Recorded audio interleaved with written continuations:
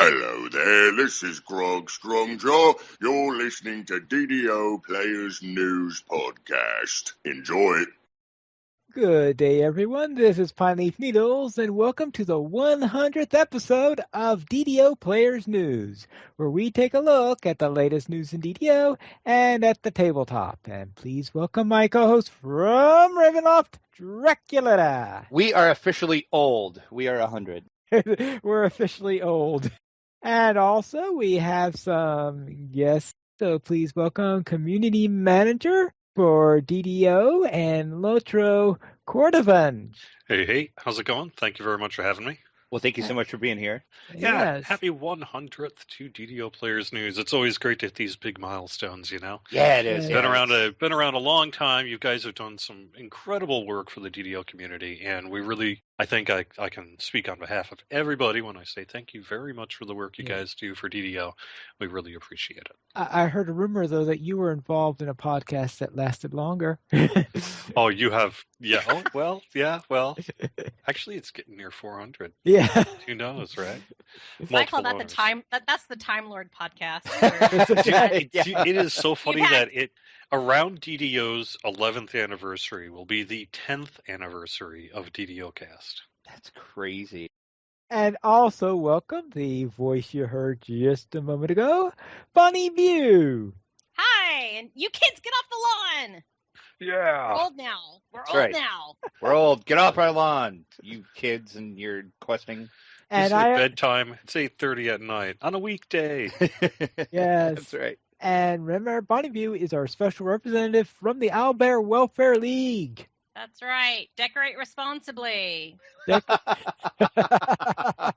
Okay, Albert rugs equal murder. that's awesome. Let's then head into game news, and we'll begin with the guide to the updated Kenneth crafting system. Yes, this was a great guide that went up over at DDO.com, and I'm pretty sure Cordovan had a hand in making this, but it was an amazing guide. For sure, it was my thing. I did it. Although I got help from a write-up that was done by No Worries for the Lamania forums. So he actually started with excellent documentation, and it helped make it I think, a pretty good guide ahead of time. All right, and does this mean that we will actually be capable of doing it without going crazy? That's the goal. I mean, if you want to look at the guide, part of it is that, like, the first top third of it is, hey, what do I need to know, and then let me get to it. There's basically a 3-step process, and you can just read that in the guide, and then just go straight to the Kenneth crafting station and do it. You can also go through the tutorial that's going to be available too. All right. Do we still get the quest in the harbor at the gate to the marketplace? Yeah, I'm pretty sure. If not, in the Kenneth crafting halls. Okay. Oh, and this week is going to be our named item guide. So if you're listening to this week, then you want to find out, like, what the properties are, what they look like. The named items coming in Update 32. It also has a section on Against the Slave Lord's item upgrading, because there are items in the new Classic Pack that can be upgraded, and it explains how to do that as well. That's going to be going live at some point this week. Okay. I would presume that you'll need so many of some sort of item you get in the dungeon in order to upgrade them that you probably will never get them if you are casual like me. No. I think it's fairly generous. Okay. System. Okay. So let's then head into the release notes for Lamania, which were last updated on August 30th. Yeah, it was up for like 1 day. What? 1 day? One day? I can't read that fast. Which I was going to ask. No. It was more than that. Was it? It was like at least 48 hours. I didn't think it was up that long. But yeah, anyway, it was up and gone, and that is going to be the last Lamania, I'm assuming? Yes, we are going live on the 13th of September. Yeah, that's why I figured there probably wouldn't be another. But there was quite a few new things added into this, though, and I'm assuming this will probably carry over to live, but these were for the Lamania notes, so just keep that in mind as I read these. Yeah, some of the stuff that, It just applies to a Lamania update from the last time it was seen in Lamania, that it was never at all on the live server, so you don't really have to have a note about updating it. Okay. But there are a few more changes that are going to go in after this last Lamania push before we do our release build, and that's actually coming up real soon here. So there will be some updates even from what you saw in Lamania, but what you saw in Lamania is looking overall pretty polished. And you could see that, the progress that's been made from the previous two Lamania pushes, which was really the purpose of this, it's like I said, about 48-hour window that we had. There was a couple things in here that I was pretty excited about. I think other people were as well. Number one is hide armor. Once again, will appear as randomly generated loot. We hear you, druids. Yeah. The only problem with hide armor is sometimes it has owlbear parts on it. But otherwise, I love hide armor. Okay. Well, that could be useful since my wolf lock, I've been avoiding the medium armor trait for my wolf lock because, well, what medium armor can a druid wear? They could be raising them responsibly, friends, companions, and then when they're done with their natural, wonderful lives, they contribute their hide to the betterment of the guy who took care of them for many generations. Then scepters are once again appearing as randomly generated loot. Yep. And the biggest thing that I am personally excited about, that I did the happy dance for this, is the randomly generated weapons will now generate either martial or caster effects. Hallelujah, hallelujah, hallelujah, hallelujah, hallelujah. Yay! Thank you! Rather than mixing them Wow. together. Just Maybe like we'll with actually any get something change, good. this is a great example, though, of just like with any change. You make a change based on overwhelming feedback that they want, that the community would like to see something a certain way, and you announce the change, and then you hear from a different community who's saying, please don't do this. I actually use this stuff. So what we can say to those folks is sorry, and we think that the Kenneth crafting system should hopefully get you most of the way there. If that's a concern for you. You mean the you want that stuff. Oh, because multi-class people might want the mix? There are some folks out there who want things. those combinations that will no longer be available. Really, since I have almost like the RNG luck that Drac does in terms of pulling something that I can actually use with the random loot. I was counting on crafting to be able to actually make something that I could specifically use. Yep. And I mean, personally, for me, that was the only thing I didn't like about the randomly generated loot. It's like everything I got was like, I would get this cool bow, but almost everything on it would be spell. And I'm like, I don't need spell points. Yeah, exactly. I don't need this. And the overwhelming feedback, I think, from the community was to go that direction, which is why we did ultimately do that here for Update 32. But I did just want to recognize that for those who maybe you're a little less happy to hear that news. We did hear you. I'm sorry for you people that are unhappy. I really am, and I mean that sincerely. But you can't please everybody all the time.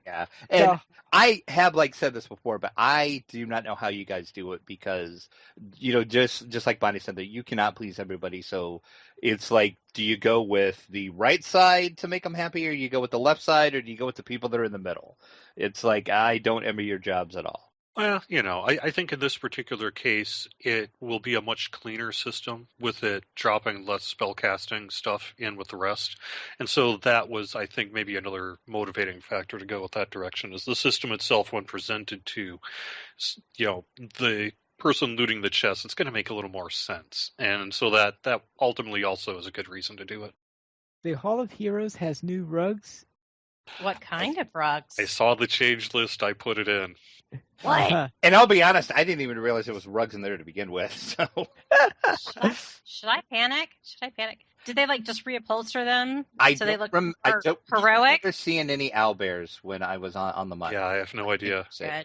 And then I think the other big one is the Guild Airship Sellswords Tavern amenity no longer grants plus 40% movement speed in Quest. The amenities benefit still applies in public areas as intended. Aww. Sorry. Although technically that's not even true because it's the other one that's supposed to be in public areas. It was just applying it. The chronoscope does public. That's part of the reason this is the Lamani release note. I need to correct that, and I will before it goes live. But man, I'm going to miss that. Yep. I'm going to miss it because when I'm playing on a character that doesn't have any kind of speed boost or a race that isn't one of the faster races for running, oh boy. But it's going to make all those speed items useful again. When you're a human cleric, it's like you're running through Jello all the time. It's like the opening to Baywatch every day. All right. Okay, Bonnie, I got to ask you, how do you feel when you go through the Temple of Elemental Evil?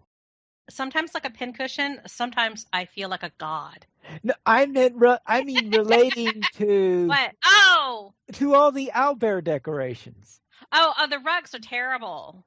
And there's this one point in that, and I think it's in the first part, where whenever I'm going through this dungeon with my guildies and stuff, they always tell me to like go get this shiny thing over there, and I go get it, and I come back and I see there's this owlbear like taking a nap, and they're like, "Don't pay attention to the napping owlbear," and I'm like, "Okay," and then we go on to the infight. It is not napping. So there's like an owlbear nursery, as far as I know, like owlbear daycare, close to the infight of part 1 of the temple. That's what my guildies tell me. That's what they tell me. I don't know. So Pine Leaf, you know how like little kittens will sometimes bite you with their little teeth, and it doesn't really hurt because they're so little. Well, the same could be true for a grown-up owlbear as well. I mean, you've got 1,400 hit points. What's 27 points of damage, you know? 14. I don't have 1,400 hit points. I don't know where you got 1,400 hit points. What? I thought everybody had 1,400 hit points on Korthos. Well, maybe not on Korthos. Past lives. Yeah, you got to remember, I'm on first lives usually when I go through the temple. Let's go to the Chronicle, issue 204. Speaking of big numbers. That's right. That's a lot of chronicling. That is a lot of chronicling. And that's actually, you know why the 200th episode or the 200th issue didn't really matter that much to me? Is because I'd already done like 157 before that one. So it was just a name change. And so I'm actually way beyond, that number. You can tack on, like I said, another, I think it's 157 issues on top of that. So back when it was the Stormreach Chronicle. Yeah. Oh. To make the donuts, time to make the Chronicle. For like 2 years worth. Oh, hey, does that mean that since you're the community manager for Lotro now that we can get a Lotro Chronicle? The thought had crossed my mind. I don't know. You're making more work for him, Pike. Okay. The Lotro Herald or something more hobbity. Yeah. Just a hobbity name. A hobbity name, yes. In the community spotlight of our Chronicle this week, though, City is discussing the question of whether to go for the bravery bonus. So click over and see what City has to say about that. In the fansite news section, DDO Cast is getting people ready with a great episode on building basics for your characters. I highly recommend you listen to this episode. It was wonderfully put together, as always, so good job, Patrick. And DDO Gamer marks death for victory. They successfully completed the Mark of Death, so click over and see what Jeff has to say about that. And congratulations to Even Note. She finally meets Jack. She got her Jack Tibbers blade. Yay. So good job, Even. That finally, is awesome. On to the next character. Yeah, exactly. And we do have the Chronicle comment of the week, and it is, which named boss is your nemesis? My name boss, that's my nemesis. I re-answered this over on DDO. I did too. Yeah. Okay. The number but of I will give my answer again. Yeah. Let me answer again. The Abbot. The Abbot is my nemesis. I have never legit beat the Abbot and stayed alive when the XP screen kicked in. I was always dead on every completion I've ever had. The Abbot is my nemesis. And I say Melissa because I think she's trying to steal Eritricos, my pit fiend boyfriend. Yes. Actually, there may have been a couple of times I've been alive on Mark of Death, but never on Heroic Abbot. In my answer, you stole it, Bonnie. She's my nemesis because she keeps running away from me. Okay. I was going to say Zugetmoid. Of course. So, I expected you to, actually. Actually, though my mind's trying to wipe it from my mind, I almost called her Ziegelberg instead. Ziegelberg? Wrong game, Pineley. Wrong game. You're totally getting worlds confused again. And then the only other thing at our Chronicle this week, of course, is the official screenshot of the week. And that is Neverjin views Durla in the 284th DDO screenshot of the week. And that is a cool death screenshot. No, where do you think that was taken? I With the bones on the wall. was trying to figure that out because I don't recognize the bones on the wall. I was thinking maybe in the Zorian cipher, but I'm not sure. The bones are weird. Maybe somewhere in the necropolis. Which screenshot? The 55? no, 284th. It's the one other Chronicle. 284. Yeah, Oh, okay. it's the official DDO. It's a cool screenshot. I don't think you've shown us 285 yet. No, We'd have to go forward. That's We'd have right. to go forward to the future to look Quick, at it. And everybody, back and tell into you. the TARDIS. No, see, Into normally the TARDIS. normally it would be today, but it'll be first thing when I get into the office tomorrow. Oh, this is in. It is one of the Necropolis quests. I can't remember which one now. One of the tombs, I think. Okay. That's just a cool I believe screenshot, that. though. Yeah, Because bones on the wall does kind of scream necropolis decor. nothing Yeah. wrong with the little bones on your wall, you know. Yeah. And that's it for our Chronicle. Then let's head us into our first little giveaway today. And Drac, what do you plan to give up? We are going to give away a poll off of the community loot list. And what this is, there is 1, 2, 3, 4, 5, 6, 7, 8, 9, about 15 or so items you can choose from. I will need your character name and the server that you play on, and Cordovan will be happy to send you whatever one item you pick off the list. And Get the information to Drac. Drac will get it to me. I'll take care of it. correct, and all you need to do is email podcast@ddoplayers.com. And if you need to know the list, I will put the link in the chat room here in a minute. But while I'm doing that, let me go ahead and go to random.org. And what I'm going to do is count the people in the chat room, and I'm just going to pull it that way.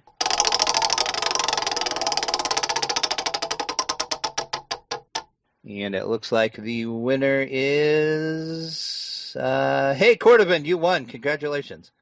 Yay! Awesome. I never get to give myself anything. Pick hand That's totally sanitizer. not true, by the way. I give myself Hand things all the sanitizer. time. No. But not on my play characters. Yeah, hang on one second. Let's draw again.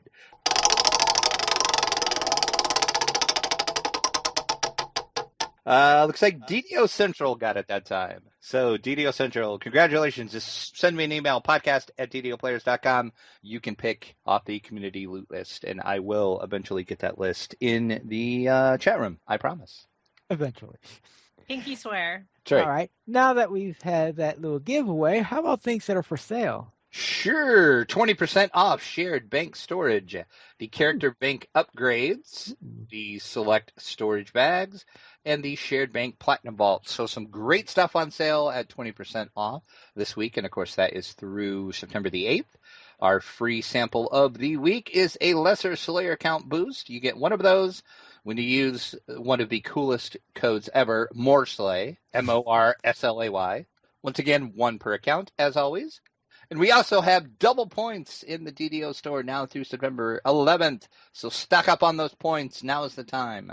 Well, Not better. quite as cool as the triple points, but the double points are good too. Yeah, double points are. And then also, for a limited time, the Heroic and Epic Autos boxes are now available through September 11th as well. So if you're specifically looking to purchase points for an Autos box, with points being at a discount, it helps lower the price that we typically offer the Autos boxes for.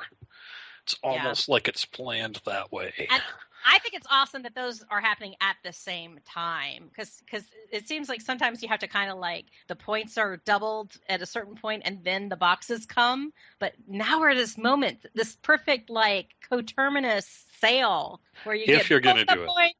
If you're going And to we do it, got Autos you can now get double bonus points on it. So. It's awesome. And I got to use the word coterminous, so I'm happy. And is this the first time that the Autos boxes and double points have been at the same time? No, we've done it at least once before. Yeah.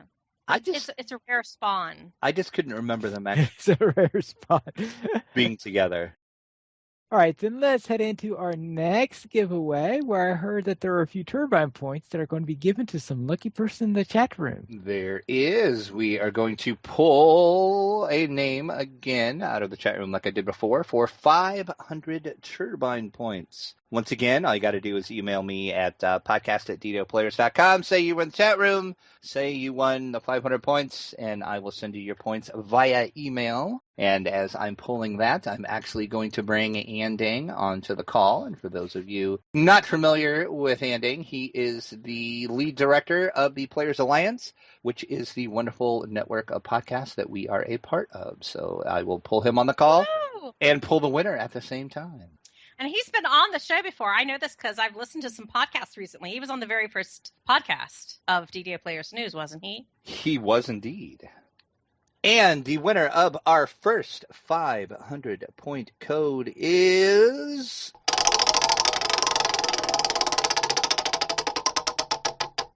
Ninth Pawn. So Woo! Congratulations! You got 500 turbine points. Just send me that email, podcast@ddoplayers.com, and I will get you your points after the show. With that taken care of, then we'll head now into a little talk with Cordovan about Update 32. So if you have any questions for Cordovan about this update, have them ready so that we can ask them, because you're welcome to put them in the chat so that we can get as much information as we can. Sure. I would say one thing here. We are doing our live stream preview of Update 32. This will be basically 1 hour long. About probably 10-15 minutes to Kenneth Crafting, 10-15 minutes to the spoiler light version of the Against the Slave Lords, half hour or so of questions and miscellaneous. That is going to happen on Wednesday, this Wednesday at noon Eastern. And it'll go up to Twitch and YouTube after that. So within a few hours after it's done, it should be up and available for viewing on those places. We'll get the link out on social media as well. That's all going to be happening this Wednesday. Again, noon Eastern, twitch.tv/DDO stream. But I would be happy to answer any questions that you guys have tonight. Spoiler-free ones, I happy prefer. to. And Bonnie, if you've got a question... If you've been like, I've just been waiting for Cordovan to get on the show so I could finally crucify him with, go ahead and let me know. Why did you do this? Why? Why did you do this? Why? No, see, honestly, I am so excited about one thing that I didn't think I was going to be excited about. Well, because I didn't know about it until like Saturday. And it's those the new armors being added back to the game. Right, yeah. So thank you, Steel Star. Thank you so much. Yep. And if No Bob had anything to do with that too, thank you, No Bob. It may well be. I don't know who all was involved, but the way it came to me was that Steel Star had discovered a cache of old armor looks that sort of got disassociated from the random loot armor system, and were able to bring them back. So that's going to be happening in Update 32. So I'm going to be making a lot of people who were like, yeah, I always wanted to get that, but then I can't. It just disappeared.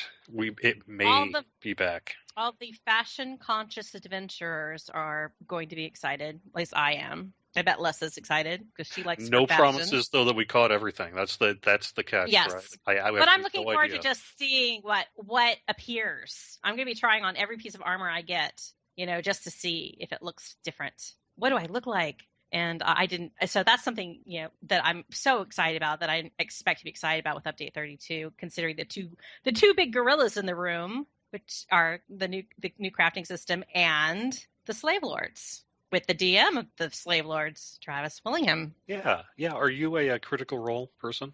Yes, I watch Critical Role, and I listen to the interview, and I'm like, Drag, you've gotten so many crazy interviews this 100 episodes, or especially the past 50 episodes. Yeah, I've had a lot. Interview after interview after interview after interview, and you're like working the cons and stuff. It's like just some amazing interview stuff. So that's been great. Yeah, it was wonderful to see the interview with Travis Willingham. It was great to hear that. So yeah, and that actually went really well. I was happy with how that turned out. So, and he was happy to talk, and it sounds like he really enjoyed his work that he did, his DM work. So I can't wait to actually hear it. Yeah. I don't want to... if you just want to get only to the DDO stuff on the interview, I think it was at around the 27-minute mark. Yeah, I was going to... Yeah. And so you could... the first bit with is biographical, how you get into the work, and it was really, really good. Yeah. So you want to hear it. But interesting. if you don't want to super hear it fun. and you just want to go straight to the DDO bit, it's like I said, it's about 27 minutes in. And I was going to put that on the post when I put it up, but I forgot. But yeah, I think you were right. I think it's like 26, 27 minutes. And then that's pretty much the end of the interview is all about DDO. But if you are interested in his voice acting work or his work with Critical Role, the beginning of it is that. It was a nice long interview too. It was great. Yeah, it was. I was surprised. He just like kept talking and kept chatting, and I kept asking him questions, and he kept answering. And I'm like, "This is awesome. I'm just going to keep asking questions." So, Awesome. but you did say update 32 will be September 13th, so that is the launch date, correct? Yep. And that does have, as we said, the crafting update, the slave lords will be in there, and all the other stuff that we talked about. So anything else about 32 that maybe people aren't aware of, or you seem like in your Twitch chats when you've been doing your weekly live stream that maybe people were talking about that? Are you fishing for secret maybe. info? Well, I know. No, I don't know. I seem to recall some Twitch stream I was in, and Cordovan was like, "Oh, hey, I'm going to be on your show Monday. I've got news for you." Oh, great! A great attempt at a segue, but the secret I have come to impart to you, Yes, is not related to Update 32. Okay. Okay, so why are you named Draculetta? Why am I named Draculetta? That is because I have a thing for vampires. Yep, you have a thing for vampires. You're very much into Ravenloft. I am. And that's correct. And you have been often wondering, whether or not we might be going to Ravenloft in Dungeons and Dragons Online. And I am here to tell you that we are very interested in going into Ravenloft. It's not so much a matter of if as it is when. Wow. So it is a plan that we are absolutely pursuing at this point to go into Ravenloft. Okay, Stay tuned for more information on that. excuse me as I die. I'll be right back. Okay. I was going to say, Cordovan. Time out for dying. And I'm better. I was going to say, Cordovan. By the way, everybody, I'm Andang, in case you're wondering who this corporeal voice is. But I was going to say it would have been hilarious if you would have built it up and then said, but we're not doing Ravenloft. Yeah. But never do it. That would have been evil. Yeah, I mean, there can always be things that lead to changes in Right. our schedule and all that sort of thing, but we are very much interested in going into Ravenloft. Okay, that is just absolutely amazing. Amazing. I'm like, yeah, I can't even talk right now. So Are you giddy? I am giddy as a little schoolgirl. If you want to know, that was In probably Barovia. information A then you needed schoolgirl to know. in Barovia. That's right. I am lost in the mist right now, but no, that is awesome. So stay tuned for that. But yay, Ravenloft, and you heard it here first. So At the very least, it'll be probably brought up in a producer's letter that we're working on shortly. So awesome. do we have any idea when this producer's letter will? Nope. At least another week, but Okay. anytime after that, They have probably the next couple of weeks. They have to pry back the ninth seal before they can get to the producer's level. Well, no. They're all the incantations, and the Illuminati stuff that has to happen. Come on now. But the being has to be in a certain phase, and you know how it goes. Yeah. Yes, No.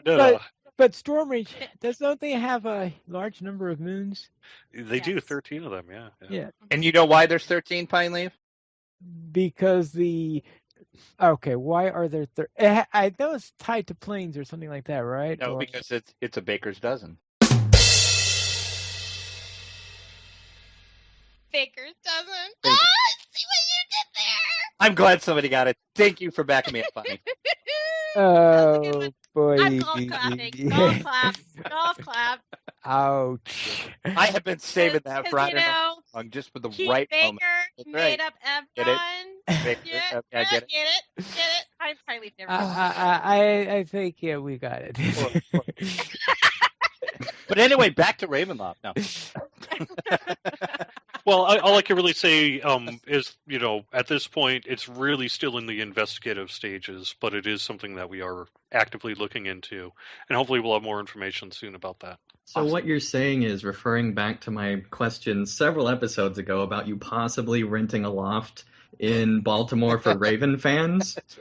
That's right. You're at least scoping out the facility, looking to see if it's a bit more possible now. Yeah, well, I mean, it's not exactly like this comes from a pretty leaky ship, but that's okay, It's a leaky dinghy, perchance? Yeah.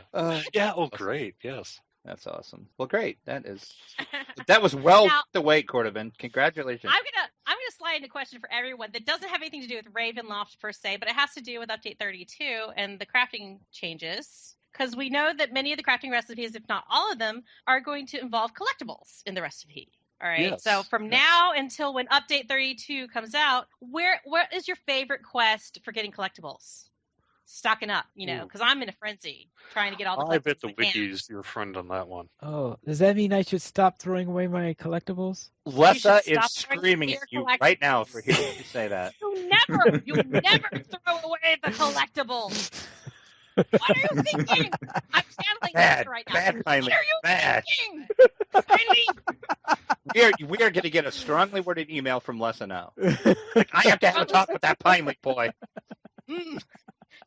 Yeah, I don't know. I bet Lessa would be a good person to talk about that, actually. But I'm sure, when you're questing, just keep an eye out for, one that's got a fairly easy cabinet that you pass by, something like that. And then, if you got a couple minutes and you just want to hit it up a couple times, go for it, And I really like running through Tangleroot, because you can run in, there's a couple of mushrooms. If you get to part 4, there'll be 2 mushrooms and you can keep running, and then there's this backpack and you keep running, and then there's a bookcase. And if you want to keep running, then there's a little cabinet thing, and then you can just recall out and do it all over again and again and again and again and again, and get all your little collectibles. But a lot of it is going to depend nowadays, when Update 32 gets released, it's going to be level banded. And you can see that list in the Caneth Crafting Guide. So if you have a specific Caneth Crafting recipe collectible that you need, you can go to that guide and see what level quest it drops in and go get it there.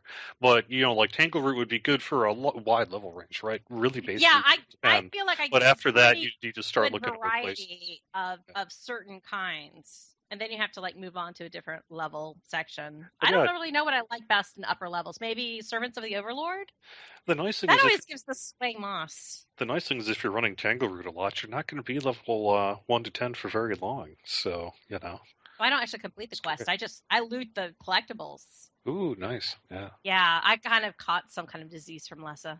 Ninth Pine in the chat is. I need all the collectibles. Ninth Pine in the chat is saying it's okay. Pine Leaf is just storing responsibly. I think I have a huge collectible bag. I don't have to be responsible.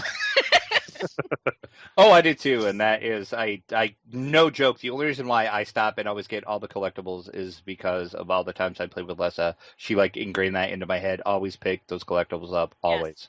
You always get collectibles. So yeah.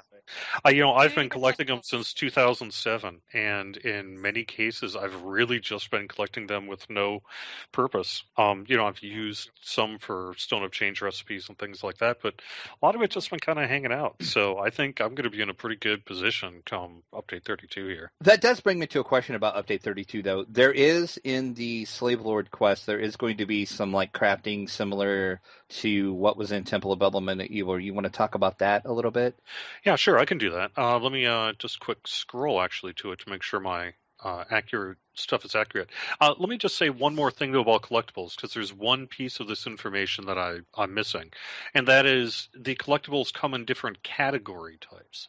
So there's lore, arcane, natural, cultural, and you'll see them. Those correspond to the kind of collectible it is. Like if it's on the ground and it's a fungus, that's part of the natural tree. If, it's arcane, it's like those little lab things, that sort of thing. And so you'll be able to find the piece there. Okay, so now turning to then the Update 32 crafting. In the meantime, there's that collectible, this planar spore. I'm trying to figure out whether that's going to be natural, whether that's going to be arcane. Hopefully it should be pretty straight. Because that's That's like flesh render poop or something. I don't even want to think about that. Is that natural? Yeah. I don't know. That's not natural. Definitely not I don't natural. know if that's natural. So, at the bottom of the named item list, there's going to be a section on Update 32's upgrading system. Each question against the slave lords can contain a special item that is upgradable and can be equipped in either of 2 item slots.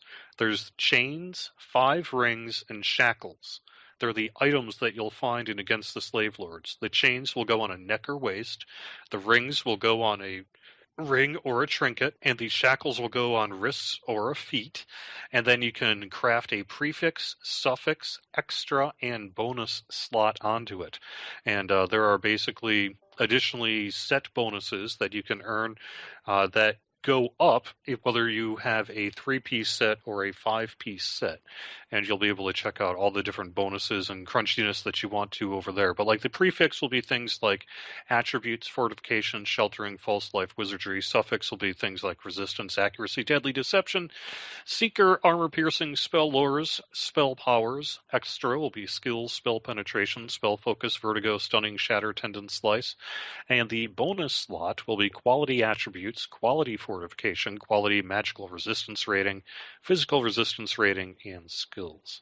And then, like I said, the set bonuses are basically artifact bonuses to melee or ranged power, and then a 5-piece adds a stat, so like strength, dexterity, and then also deadly. Oh, and the 3-piece has a small bonus to deadly as well. And these are all artifact bonuses, and you'll see the full list here when I publish it soon. As soon as I get a couple more people checking a box, we're ready to go.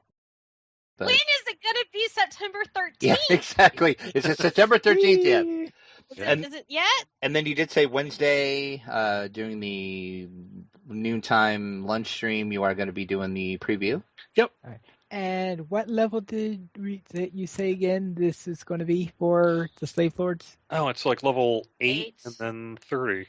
Okay, level 8 in my case then. Only because you've been doing so many past lives, it just... You'll go straight from Temple of Elemental Evil to the Slave Lords. Yeah, as a matter of fact. There is a super secret entrance pilot. Oh, yeah. Maybe someday I will actually be able to finish the Temple of Elemental Evil. This is as good a place as any to put that in there, too. The entrance to this quest is in the Hall of Heroes on the Eberron side. So just go into the Hall of Heroes and you'll see the NPCs for the Slave Lords. Are they standing next to the temple people? Yeah, I think so, basically. Is it going to be a gatekeeper? Yes, is it a gatekeeper's yes, kind it of? is gatekeeper favor. Those crazy gatekeepers taking us to all these weird Those places. gatekeepers, they get around. All right. Let's now try another giveaway. All right. We'll do another community poll list giveaway. So once again, I put that in the chat before, and I think DDO Central did as well. You can pick any one item off that list. Now I need your character name and your server at podcast@ddoplayers.com. And the winner is...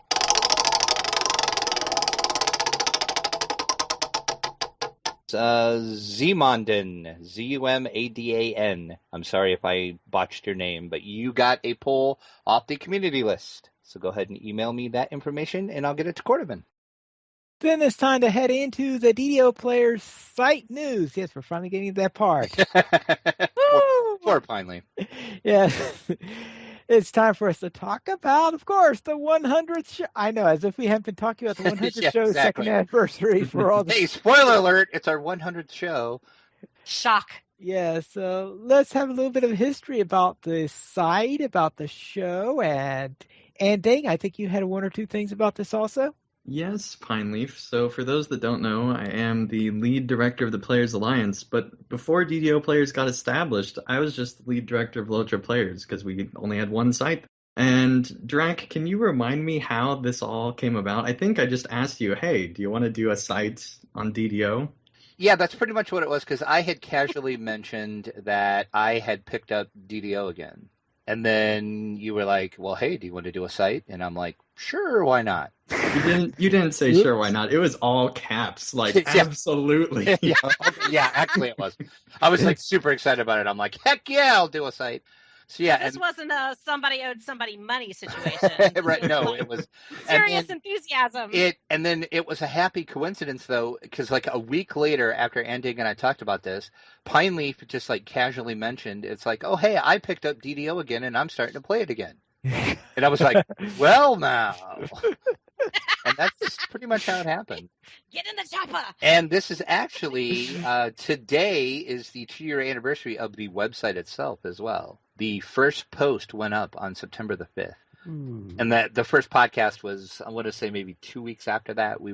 The site was up a little bit before the podcast was up. But yeah, it's crazy to think it's been 2 years for the site and 100 shows. And it's kind of changed since the beginning, because the first, I don't know, I forgot when we actually started adding the board game stuff, but it was like all DDO, and then I kind of started sliding in some like Dungeons and Dragons tabletop, and then I slowly started sliding in some board game stuff. There was a slippery slope, because it did. It started with like D&D news, and then suddenly it was like some tabletop news in every episode, and then there's always your tabletop campaign news. Yeah. Right. But you know, there's just a good cross mix of listeners though, who are into both things. Yeah. So it is a natural fit. And the audience like really, because I was really, and Andy can probably back me up on this too, because I was talking to him about it, and I was like, I don't know if I mean I want to do this, but I don't know if I want to, because I don't know how they're going to take it.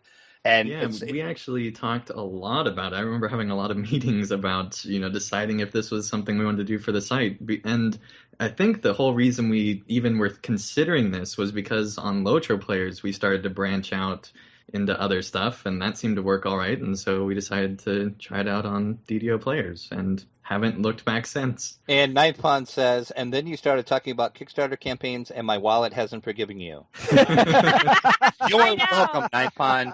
You mentioned so many games. I've purchased. It's like everybody who's like in chat, whatever, raise your hand if you've purchased a game or invested in a Kickstarter because of DDO Players news.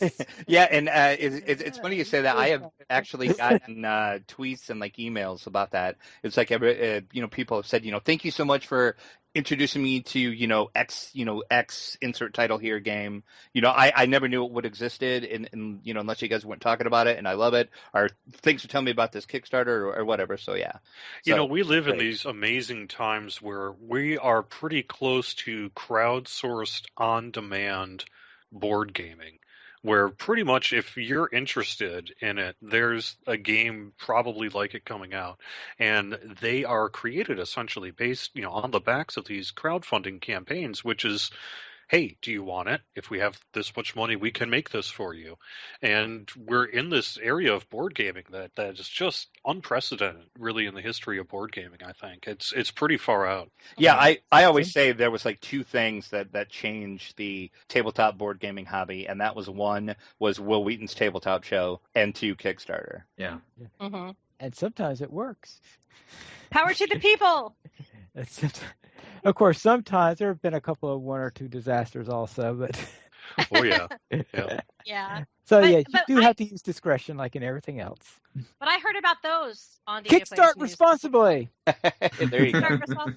But no, I do just want to thank, as the lead director of the site, and I also produce the podcast, I just want to thank all of you guys in the board game community, and especially the DDO community, because you did welcome us with open arms, and we really appreciate that, because that was another thing I was worried about. It's like, because DDO Cast had been around forever, and I'm like, people are not going to want to hear two noobs talk about they don't know what they're doing in DDO.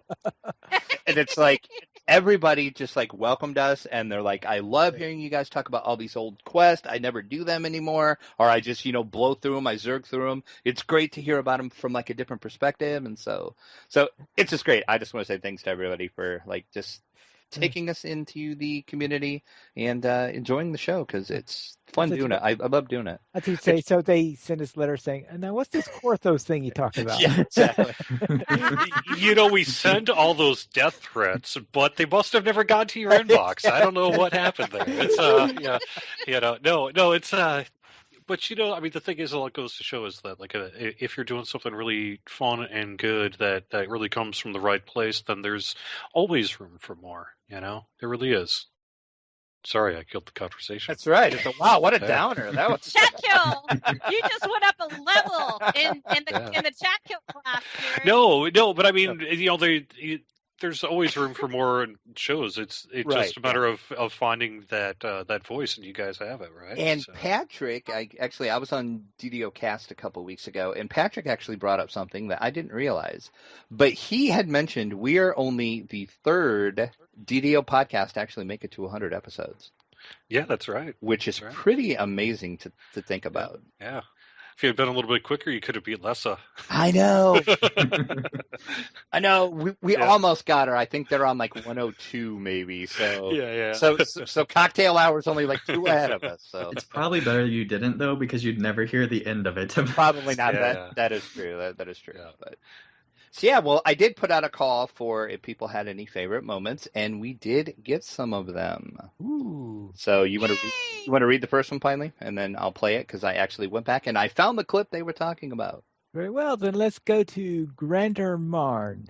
My favorite moment is when you had all the members of the Damsels of DDO on, and they completely derailed the show for a good few minutes to the extent that both of you were groaning and face-palming while they just laughed. I think it was about the deep G or something. Yeah, Bonnie I Q know was. what episode that is. Yeah, I was Bonnie. thinking that was episode 50, but it's It was. not. It was episode 65, wasn't it? It was the end of the year. I 65 thought was the end of the year episode. it was right? okay. Yeah, it was 65. Yeah, this episode went downhill quick, and you can kind of get a taste of it with this.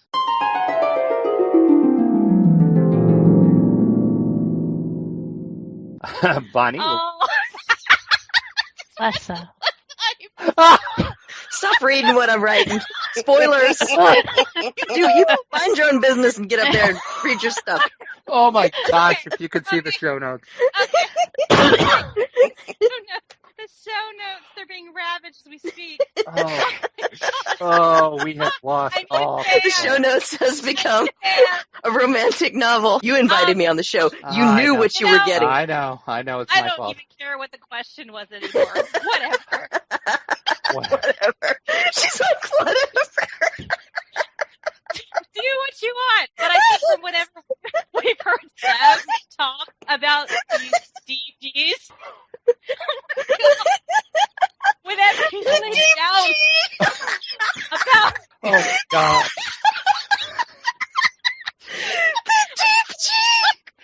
And now we have a You know, that could also be a rapper name if you think about it. that's going to be my Bargee's name. Because I'm going to do them all, you know. I'm going to do them all. All the classes. Oh my God! Is Pine Leaf broken yet? I'm sorry. I'm so sorry. Oh, I'm sorry, gosh. Zeppelin, because This is your Zeppelin fault, has Dracula. championed the G's. This is He's all my fault. championed the G's. What He's was a I real, thinking? He's a real brother to the G's. Oh, And my. whatever he wants to do, as long as the G's get the game, I'm like, Right. do it, dude. Straight out of Okay. Drop All it right. like it's hot. Let's get this train back on the track. Fine. Like that'll ever happen. We're gonna get this back on the track. Oh, somehow, some way. We're just gonna skip this question totally. What? What?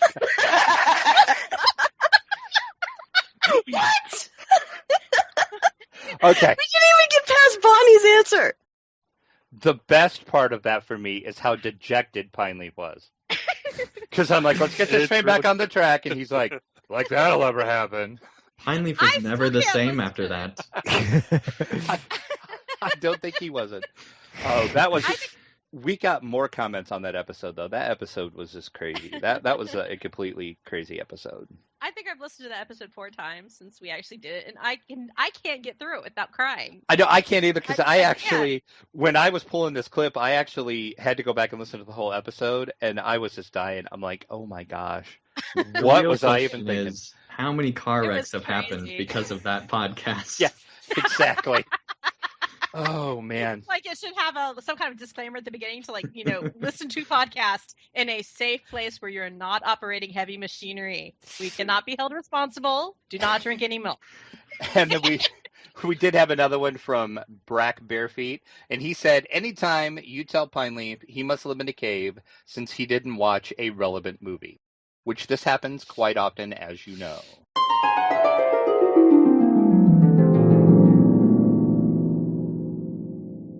And on the tabletop, we have the classic movie Labyrinth is to get a sequel. How's that on the tabletop? See, I knew you were going to ask that because I couldn't think of anywhere else to put this because it's not a game, but this is awesome. I mean, everybody raise your hand. Who loves Labyrinth? Okay, see, everybody is raising their hand, finally. Every single person listening to this podcast is raising their hand right now. Guess who has never seen? Okay, please.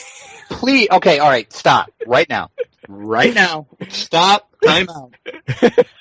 Time out. Everybody, talk amongst yourself a moment. Are you telling me you have never seen Labyrinth, finally? No, I haven't. What are you doing with your life? I guess I just never even heard. Actually, back then, 1986, I don't think I even heard of it coming out. Oh, my God. Okay, go. Just stop that. Stop what you're doing right now. I'm in the middle of a podcast. It does not matter. It's not important. The podcast is not important. Just go watch Labyrinth, and we will talk about it later. I cannot believe. And then Perkiosaurus in the chat is saying, you are dead to me, finally. And yes, and Lessa says David Bowie was great in Labyrinth. He was. David Bowie made that movie. Oh my God! Bowie. That might explain why it didn't perk me. Then that sounds like the name of a pop musician. Oh, Pineleaf. Pineleaf, what are you doing? Oh, you are just disappointing me, Pineleaf. He's the Goblin King, man. Come on. Oh, the Goblin King. All right. All right, watch the trailer, and then we're going to watch. Okay, your homework is to watch Labyrinth. Your new goal I'm setting a goal for you for the year. Sometimes within this year, hopefully sooner than that, you were going to watch Labyrinth, and you were going to report back, because everybody in the chat room is now scolding you for not having ever watching Labyrinth. If you say so. The Goblin King, man. David Bowie is the Goblin King. Oh God. Pineleaf. But I agree with Perkiosaurus. You're dead to me now. Okay. And Ninth Pond firmly believes that you are trolling me right now. And you have actually seen the movie, and you know all about it. You probably watch it every day. It's probably your favorite movie of all time. And you're just playing it coy right now. So which is it, Pineleaf? So, Pineleaf, have you watched it? No. Pineleaf. Hey, Pineleaf. Hey, Pineleaf. Yeah. Have you seen the movie Predator? No. And that shocks no one.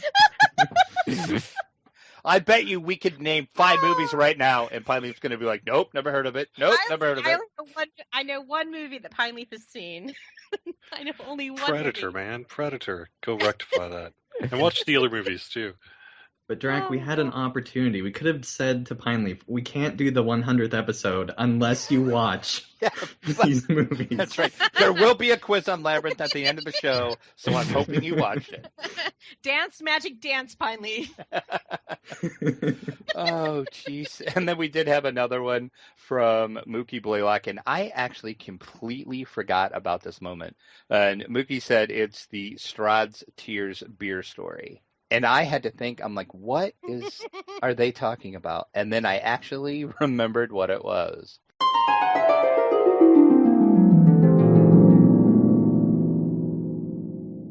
Because just as a little side note to all this whole week I've been getting text from all my friends that are just saying, is Strahd still crying? And my one friend actually brews his own beer, so he is going to make a new batch of beer, and it's going to be called Strahd's Tears. Those are my friends, folks. Oh, with friends like that, who needs enemies? Yeah, I completely forgot about that, but yeah, that's my friends, folks. And who have a favorite moment, you said? Yes. Which I didn't have a clip pulled, so I didn't know you were going to have one. Yeah, that's fine. We don't need to, because we're not allowed to play this anymore on the show. But every single time the Nomageddon song played is was my favorite moment of this show. It was fantastic. Absolutely loved that joke. And it could have been played till the end of time, and I would have still laughed every time. That Also- just happened. Also, earlier this month... Oh. They're coming for you.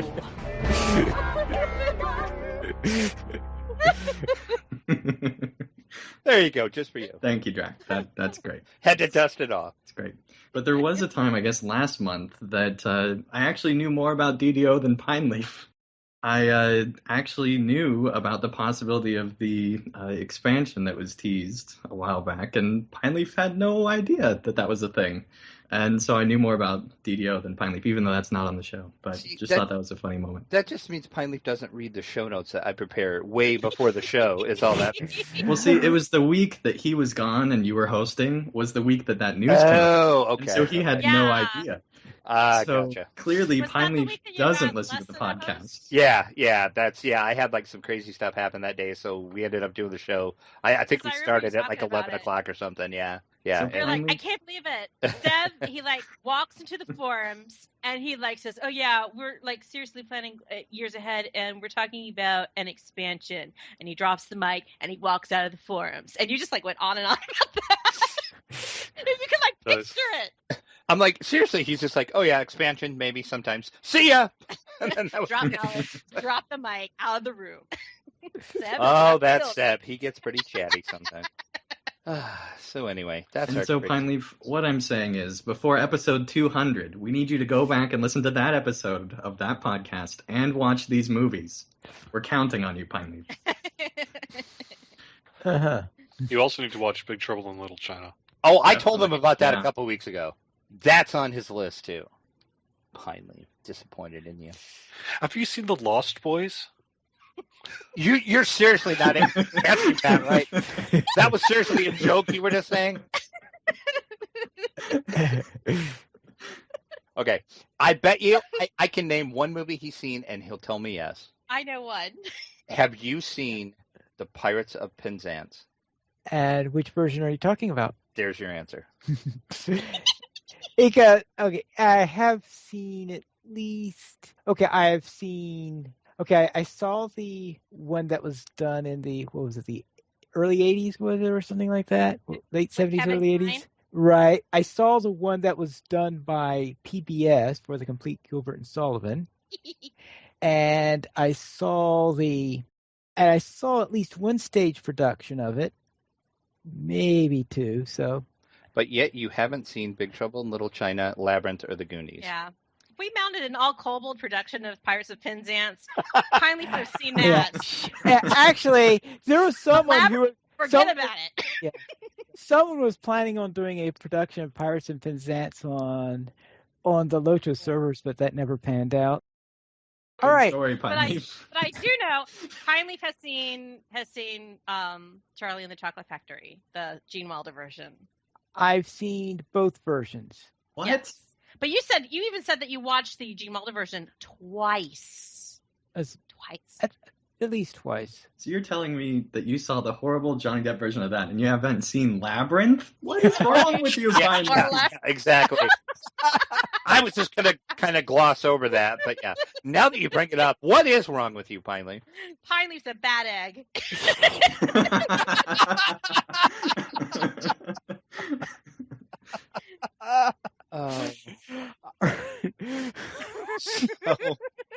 Everybody pile on Pineleaf Yeah, Day. exactly.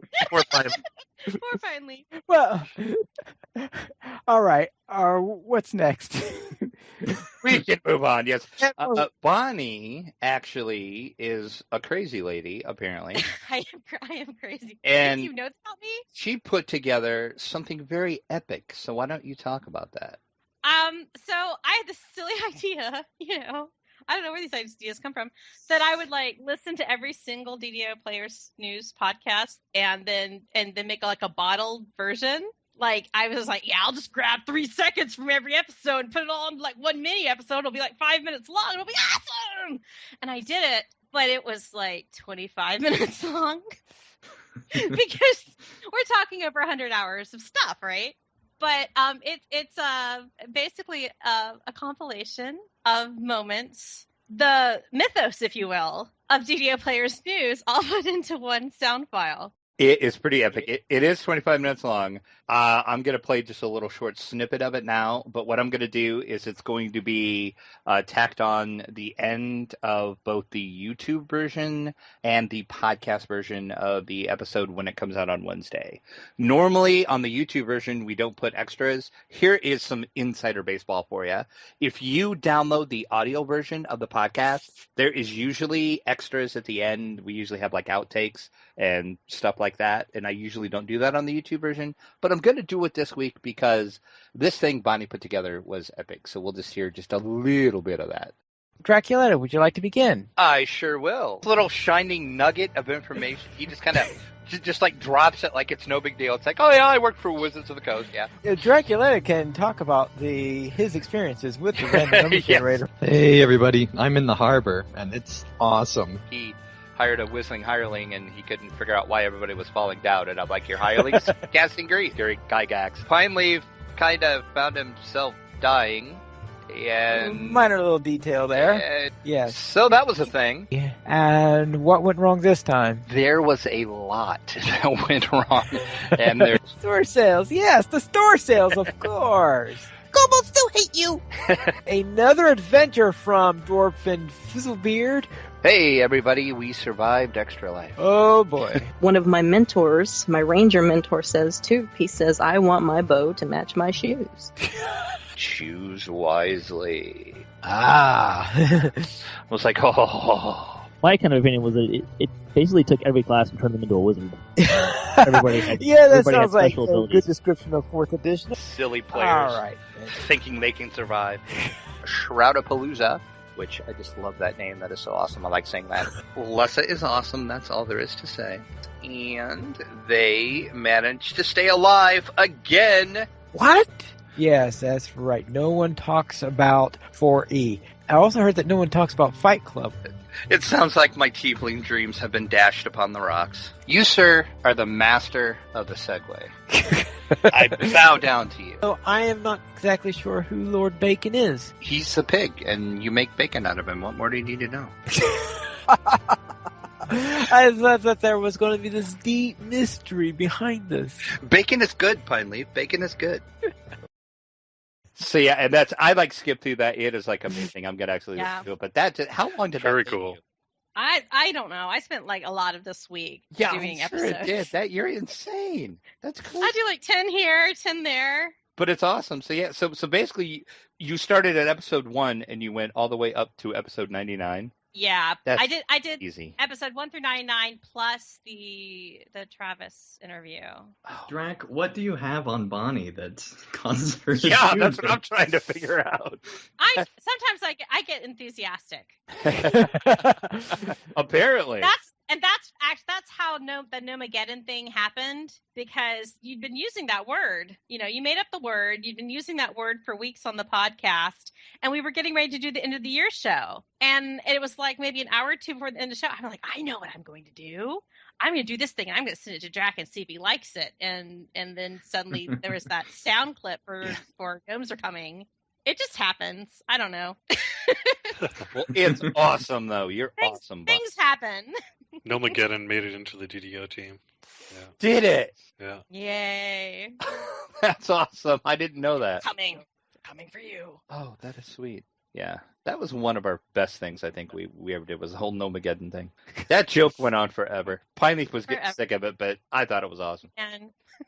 And the funniest thing is how many times we could say gnome without saying the word, though. Right? We were getting like that very whole clip, creative, yeah. like that whole It's clip like, where we had the G word. Yeah, exactly. We were getting very G's. was saying, no, the little G's, the G, the little guys, yeah. Well, and then At one point, Pineleaf is like, yeah. Pineleaf would purposely say it then, just to see if you had your hand on the button yet or not. at one point, it's like you gotta learn how to say Sverfniblin or whatever. You gotta learn. It's Sverfniblin, right?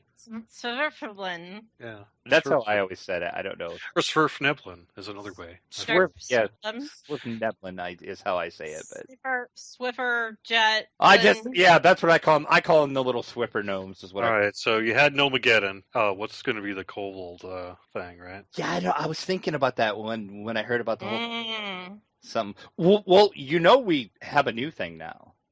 Kobold thing? Yeah. You don't pay attention to the show at all, do you, Pipe? You have. Are you even on this podcast? Pipe just reads the teleprompter and it goes, in one eye and out the other. He's got. Yeah, kobolds. There's a kobold. There's an introduction to the show by a kobold. There is. Yes, there is. I know about that. It'll be something like random number generators still hate you. Something like that. No, okay. I thought you were talking about. For some reason, I thought you were saying that kobolds were about to become player characters. I said, when was that? We were talking about this on DDO Cast on Saturday about kobolds as a player race. We're totally ready now. We planned it all out. Okay. It's something that's being looked into as a possibility. Kobolds are the new gnomes, Fine Leaf. They're the new gnomes. The new gnomes, yeah.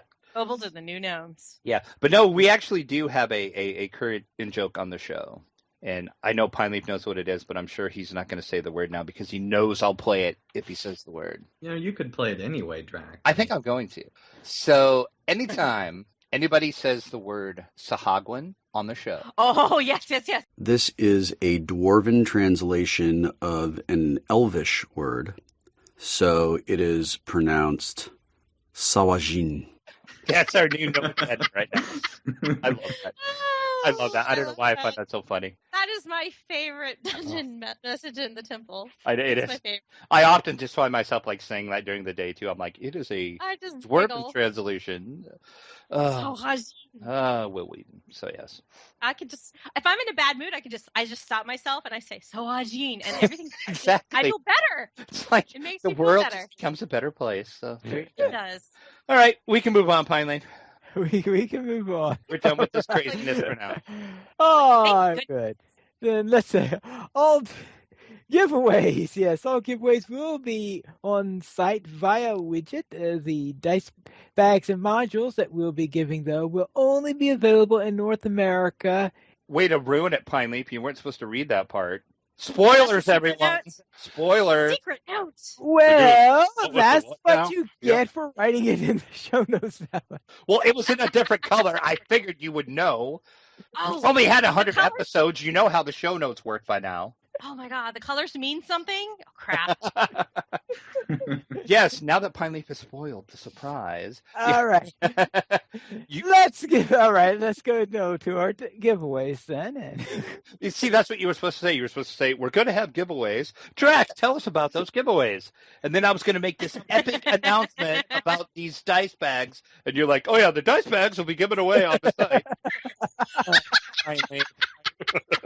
Pine Leaf. Announce top secret Ravenloft countdown. Oh, that's hilarious. Oh God. Okay. So yes, now that the cat is out of the bag, so to speak. Yes, you guys remember the Dungeons and Dragons Online 10th Anniversary dice bags that Turbine was giving away for the 10th anniversary. We managed to get some that, let's say, fell off a truck. No, I'm just kidding. No. Actually, Turbine sent us, Cordovan, as a matter of fact, was happy to supply us with 5 bags to give away. So we're going to give 5 of those bags away. I thought you were going to say you found them in a movie theater that was playing Acquisition.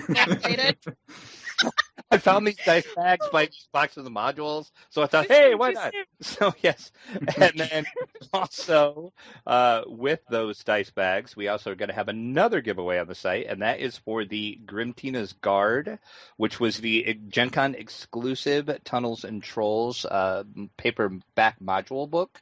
And this is actually signed by Ken St. Andrew, who, of course, is the creator of Tunnels and Trolls, and Stephen Compton, who did the artwork for the book. And we have 5 of those, and those are actually numbered and signed. Very cool. We will give those away. And those, once again, just tomorrow morning, Tuesday, for those of you listening live in the chat room, if you're on the podcast version of this, the giveaway is already up and active. Just go over on the site, find the post about the giveaways. We are using Rafflecopter. It's pretty easy to enter. Just got to put in your email, click a couple buttons and you're entered. Remember, the dice bags and the books are going to be actual physical items you will get in the U.S. postal mail. So we do have to limit those to North America just due to shipping cost, because I randomly picked a country and just was calculating what the cost would be to overseas, and I about died when I saw the price. Yeah, I know the feeling, man.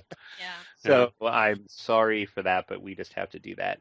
But we do have another giveaway. We have 3 giveaways on the site. It is crazy. The 5 folks over at Battle Bards actually gave us Battle Bards!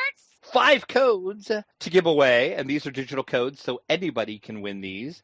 And what these are for is they will unlock the Battle Bards sound player and also an album full of Battle Bards music.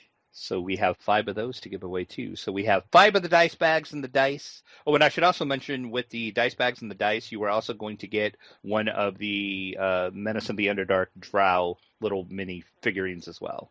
And then we have the Grim Tina's Guard, Tunnels and Trolls, and the Battle Bards codes. All over. I love Battle Bards.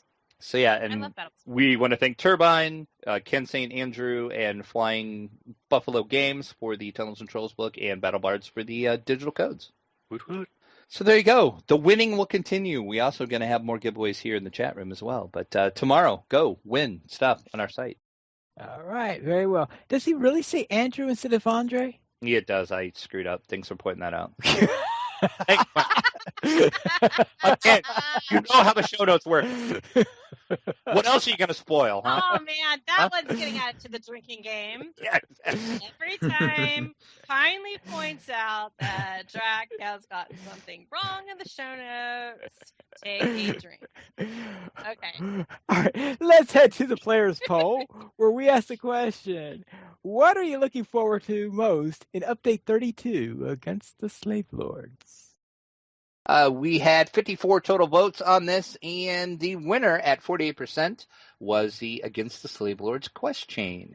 Woohoo! And at a pretty much dead heat with 31% for Kenneth Crafting and 20% for the Travis Willingham voiceover as the Dungeon Master. I feel like the quest and the Travis Willingham as 2 separate options split the Slave Lord vote. I think it did, actually, yeah. Because I voted for the DM, but I would have voted for Slave Lords had that not been an option. You could vote twice. Oh, I could? It should have let you vote twice, yes. I don't understand polls. Polls are hard. I set it up to where it should have let you vote twice.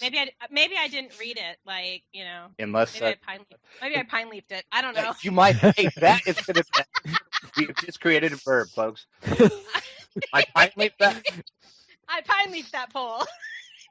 I only checked one thing. I didn't know I could pick out all the things. I want all the things. So yeah, check. Thanks for everybody to vote for that. So yeah, but Kids Slave Lords, everybody wants to see it because it's an awesome module. I love playing it at pen and paper, and I'm sure the DDO version will be just as awesome.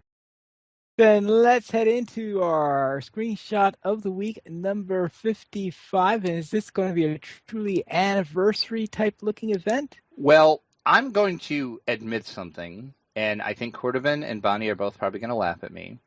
Pineleaf and I were playing last Wednesday, and we were running the Red Fens. And I literally stopped running my character, and I said, there's a rainbow over there.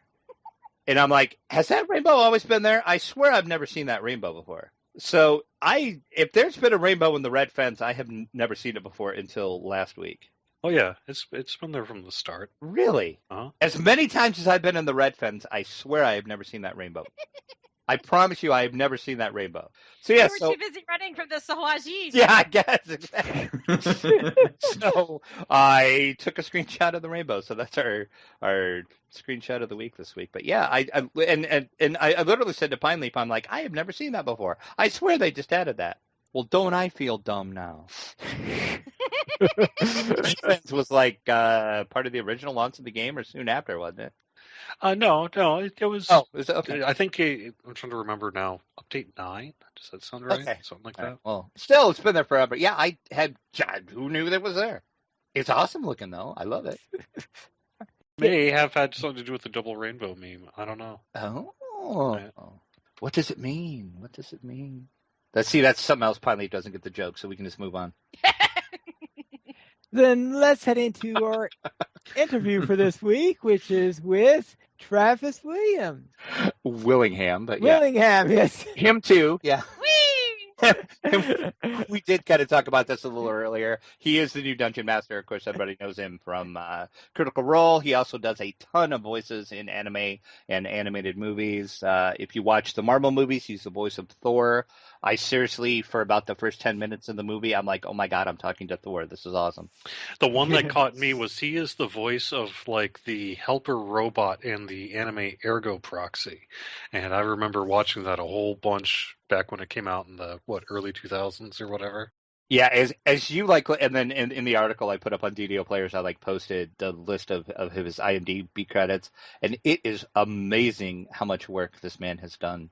And there's some stuff here like I had no idea that was his voice, but yeah. So great interview, and as we said, if you just want to hear the DDO portion of the interview, it is about 27 minutes in. That's where we talk about DDO, but the beginning part is awesome as well because he talks about how he got started and how Critical Role got started, and that is a really interesting, amazing story if you want to hear about the whole story of Critical Role. So have a listen to that interview.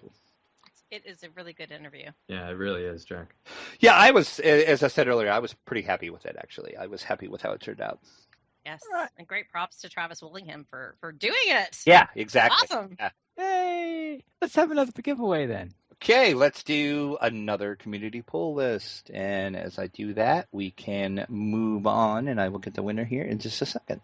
Very well. Then, welcome everyone to DO's 100th episode Match Game with your host for Match tonight, game. Bunny Bew. Woo! I've got God. my long microphone. I am playing Gene Rayburn for you this evening. Dun, dun, dun, dun, dun. We need some kind of yeah. I do have music for like when we're actually 70s playing. game show music, And the winner of our poll list, just if I can interject here. The microphone's on a long pole. There's like a little ball at the end of it. Yeah, exactly.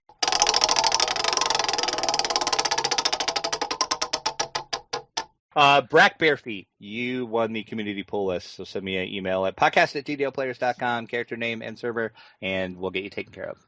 Is your dress sparkly? And I'm wearing a Body 500 suit. Oh, okay, a okay. 500 suit. Yeah, it's kind of it's standard. Right. Standard wardrobe for a game show host. Yeah.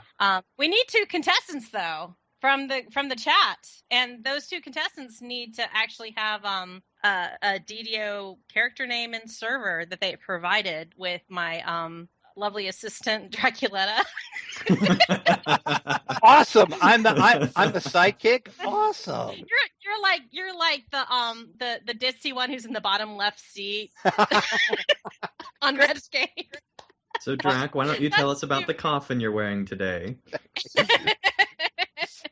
I have my special red velvet lighting today. But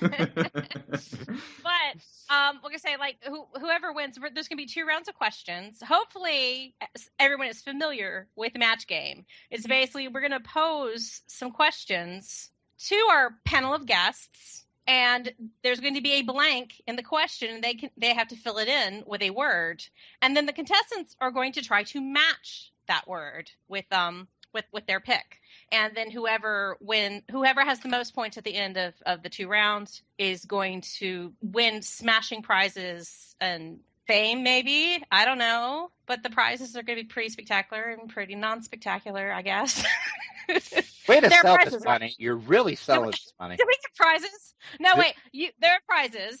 There are the winner wins something, and I have something epic to send a character who wins, and I have something not so epic to send the character who doesn't win. This is the copy of the home game. No, and unfortunately, the DDO store does not have a year's supply of turtle wax, so we had to kind of pass on that. Our rice-a-roni, the San Francisco treat. Or rice-a-roni, the San Francisco treat. So Pine Leaf knows game shows. We got that. Yeah, exactly. Yeah, he knows game shows, not movies. Go figure. So as soon as we have two contestants.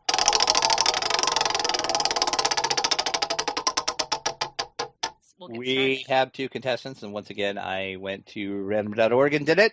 Our players are Gums Gang and Joe Chasserer.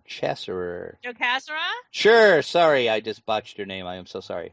You two are our players. Okay, awesome. And I'm going to do one other roll to see who goes first, out of the pair, because we're going to play this like as hardcore match game as we can.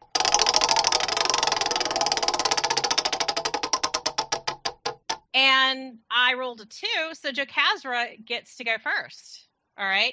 And that means that Joe Casera gets to pick A or B, which question she wants first. She can have A or B. Waiting for the delay. Yeah, she wants question B. All right. Well, how this is going to go is I'm going to read the question for the panel. We're going to have a brief period of writing down answers onto the cards and stuff. And while Joe Casera thinks about her answer that she wants to use in the blank to match the celebrity panel. And then we will proceed with the rest of the game. We'll proceed to see who matches up with the what. And for each match, you will get a point. All right? So the first question is, Dirk's got a secret. All right? Dirk's got a secret.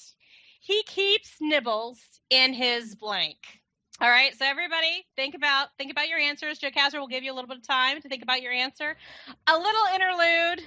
Think about it. And once you have an answer, just type OK into the chat. I hope. Oh my God, are you guys having trouble fitting your cards into the little slots that say you're ready? Yeah. It's kind of like Crest. You put the Crest into the socket, put the card answer in the socket. Well, they're high security, so it's a pretty close fit, Yeah. Mm-hmm. So this is working out so well so far, Bunny. This is working out so well. The question: Dirk's got a secret. He keeps nibbles in his blank. Okay, I'm gonna stop the music. No, you can't have Richard Dawson answer for you, Joe Casera. I'm sorry. There's no phoning a friend. But if there was a Richard Dawson on this panel, I think that would be Jerry. Whoa, wait! A version of Match Game without Richard Dawson? Yeah, he left the show. Well, Pine Leaf doesn't know Match Game. No, he left the show to go do Family Feud, in the 70s at one point. Well, there was that. They replaced him with McLean Stevenson and one of the laughing guys in the below middle chair. Man, if I've said anything wrong about Match Game trivia, I'm gonna get lectured later by Jason Compton. Jay Compton's gonna have my hide. All right, are you ready, Joe Casera? Okay, I think. Oh, but I can't read the chat. That's the problem with me being a host to a game show. All right, Dirk's got a secret. He keeps nibbles in his blank. Joe Casera, what is your answer? Type that in chat for us. Trying to think what the definitive answer is going to be. Okay, we have our answer in the chat. Okay, Joe Casera says mind. So he keeps nibbles in his mind. All right. Okay, well, let's see if you matched any of the celebrities, any of the DDO Players News celebrities. Drac, what was your answer? My answer was he keeps nibbles in his bed. I don't think that's not a match. There's no way the judges can say that that's the same thing as your mind. All right, Pine Leaf, what is your answer? He keeps nibbles in his mouth. Oh, well that doesn't match either, but I'm trying to think about what a precarious situation that is for Nibbles. I don't know. If I was Nibbles, I would want a rent-controlled apartment. Okay. He does a lot of drinking with that. Yeah. Okay. Well, last but not least, Gordon, what was your answer? Dragon-touched boxer briefs. What? Oh, that Dirk is a brave man, and no wonder he's got a secret. Okay, well, first round, Joe Casra. Unfortunately, though mine, I think is a legitimate answer considering his personal problems. It is. A legitimate answer, but unfortunately, Joe Casra did not match anyone, so she has 0 points. Now we're going to go on to Gumps Gang. He gets question A by default. So, question A is, Jeets is in a lot of trouble. He just got caught picking the lock on Salamas's blank. Salamas's blank. Yes. Okay, so think about your answer. A little more answer music. Everybody's working their card. Gumps Gang, type OK in the chat when you're ready to give us an answer. Oh, my goodness. What have we wrought? I don't really think that Jeets should have been picking locks on anything that Salamas owns, really. This is true. I mean, they are party members. Party member rules. And really, if you've got Jeets in your party, Right. Do you really even need a lock at that point? There are no locks. There are no locks in Jeets. Well, you got to remember, Sleemus is a bit naive sometimes. Community property. That's Jeets' I mean, law. it's go magical or go home, at that point. Okay, Jeets is in a lot of trouble. He just got caught picking the lock on Salimus's blank. What is Gumps Gang's answer? I created this question for Lessa. Thinking she was I know she was supposed to be here. It's such a Lessa question, really. It is. Chastity. Say Gumps Gang says chastity belt. All right. So Draculetta, what did you answer? Salimus's underwear drawer. Underwear drawer. I think that's close. But I don't think the judges are going to award a point for that. It's in the area, but not the specific target. As Okay. Yeah. Okay. It's the whole area of effect thing. Pineleaf, what was your answer? Salimus's chastity belt. You win. Woo! Ding ding ding ding ding ding ding. We have 1 point. Gumps Gang has a point. Woo! We're on the board. Thank goodness. Hallelujah. Okay. Okay. Cordovan, what was your answer? Epic chest. And she has one of those, I'm pretty sure.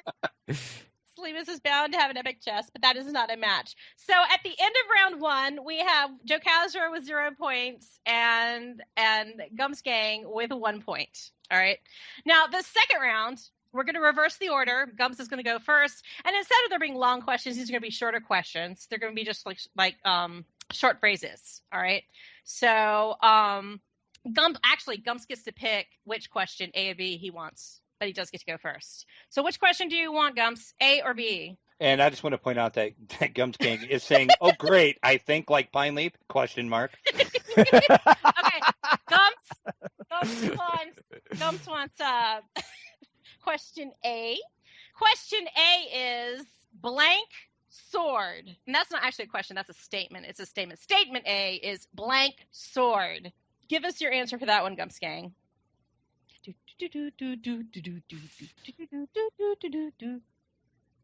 Think like Pine Leaf, Gumps. Think like Pine Leaf. He's answered sharp sword. Sharp sword. Okay, well, Draco, what was your answer? My answer was long sword. Oh man, not long sharp sword? Because that would get No, sorry. Oh man. Okay, so close. Pine Leaf, how about you? Are you still thinking like Gumps Gang? What was your answer? My answer was broadsword. Of course it was. But that's not a match either. And I went for the best. Oh, go ahead. Yeah. We don't even have broadswords in game. Are there broadswords in Lotro?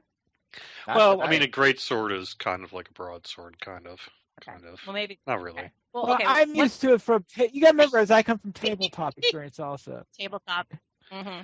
All right. And okay, my choice was the best sword in the game since 2006, the bastard sword. The bastard sword. I almost picked that. Almost went with that. Gumskank still wouldn't have won, but I would have matched Cordovan, so I would have won, right?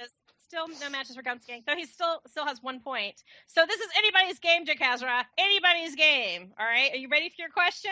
I hope you are. By the powers that be, I hope you are. Your question or your statement is epic blank.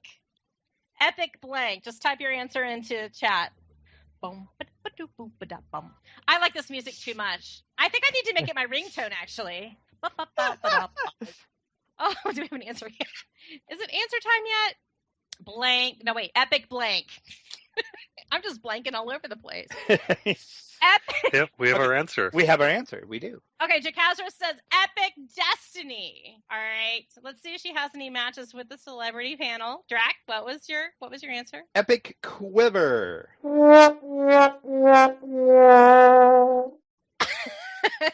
I can totally tell why Drac would say that.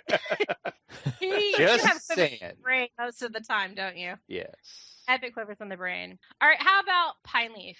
Well, I was tempted to say epic battle just to get to Draculeta, but I will instead say epic fail. Epic fail. Are you trying to tell us something, Pine Leaf, or? I think that's going to be the definitive answer. Yeah. And that was another pop culture reference that Pineleaf made, and yet he still hasn't seen these movies. He hasn't seen Goonies. He still hasn't seen Goonies. Oh, excellent. Okay, and Cordovan, what was your answer? Did you say Destiny? No, I'm sorry. I picked the Sword of Shadow. Oh, man. Or some people translate it Sword of Darkness. Isos. So that means I get 0 points for Jakazra. So at the end of the game, this extremely high-scoring game of wrestling. That went so well. Obviously, everybody's totally has these powers of telepathy. They are part mind flare, everyone. Gumsgang has 1 point and Jakazra has 0. So that makes Gumsgang the winner! You win! And Jakazra, the not quite winner! Not quite winner! So, But what are these people going to get? I feel that went so well, and that was so thought out, that I think they're both going to be winners, just because they played along. So go ahead and send me an email at podcast@ddoplayers.com. You're going to get a 500 TP Turbine point code. You can also do a poll off the community list as well. And then I think Bonnie's going to have something for you, too.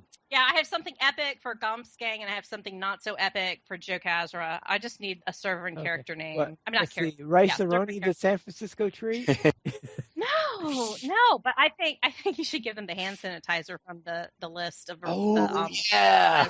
because that's the best one. They shouldn't have a choice. They should just get the hand sanitizer. That's right. So yeah, just podcast. Year supply. You get a year supply of hand sanitizer. Podcast@ddoplayers.com. I need a character and a server, and I will pass it on to Bonnie as well, and she can get you your prizes. She so gratefully donates. The sooner I get the info, the sooner you get a prize. So, woo! Thanks for playing. Thank you for playing. Thank you. Also, yay, that was awesome. For your answer. Fun, though. That was fun. Yeah, I love game shows. Yeah, that was best. Yay! All right. Well, it looks like that because of our 100th anniversary, the Dungeon and Tabletop decided to stay out of tonight's show.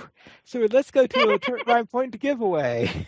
All right, I will draw a winner from the chat room, and we can move on while I do that. Then let's head into our week in gaming, where, well, since Drac is busy right now, let's go to Cordovan. What was your week in DDO?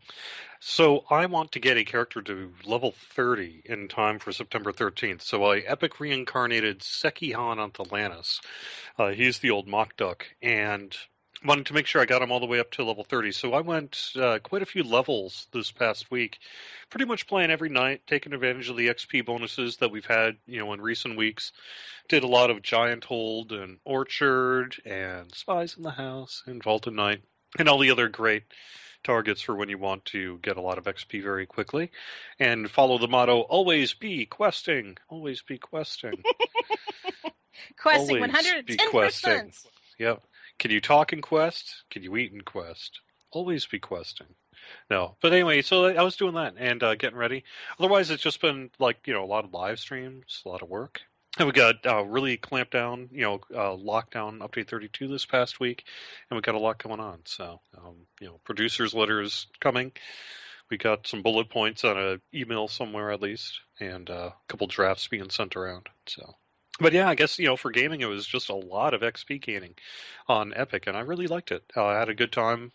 Here's a trick, right? A lot of times when you're first running a quest, you're maybe concerned about bravery bonus, or you're in a party with someone who does.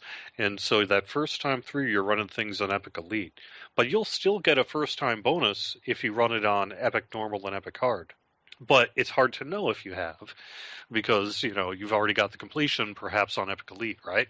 So what you can do is during these XP weekends, run it on Epic Normal. You will tear through some of this content because you've run it a bunch, and you'll get that plus 25% first time XP on normal, plus say 20% of this weekend, plus if you have a guild or potion and whatever else. And like tearing through Vaughn 1, 2, 3, 4 on Epic Normal can be done in less than 2 hours, and will get you 250,000 plus, or 250,000 plus XP. So it's a good way to do that stuff.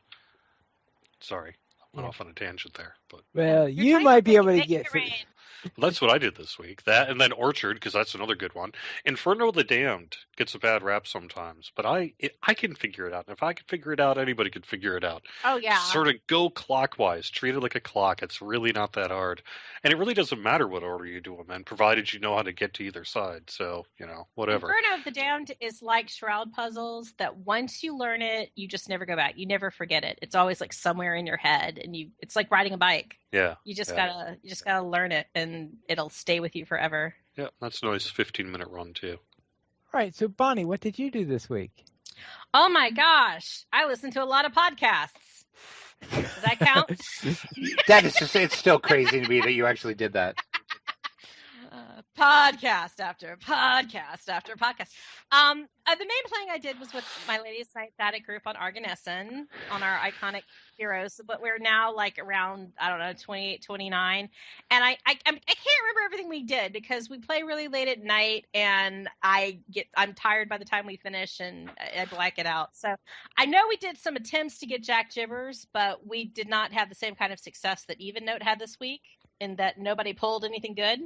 We did Memoirs of an Illusionary Larcener, where I got a legendary Panasoptic circlet for my Warlock, so I was super pumped about that. That's a nice item. And I'd been farming Haunted Halls of Evening Star for weeks. 4 weeks trying to get a lantern ring. And I had all these black stones. I had pulled all these purple Dragonite shields, and I'd pulled like a Libram and all the other things.